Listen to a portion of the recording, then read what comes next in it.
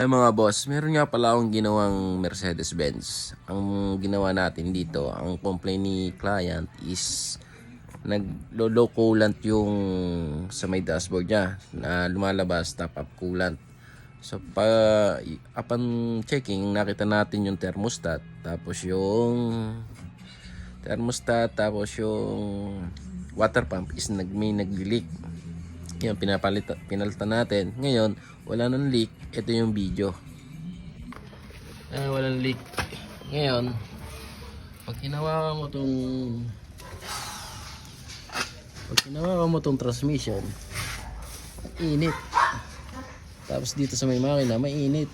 Yung itong tambutso, ang lamig.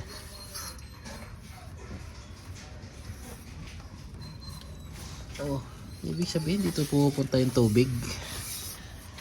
Okay tayo dyan. Ngayon, bubutasin natin. Magbubutas tayo ng isang maliit lang. Check natin kung dito talaga umano yung tubig.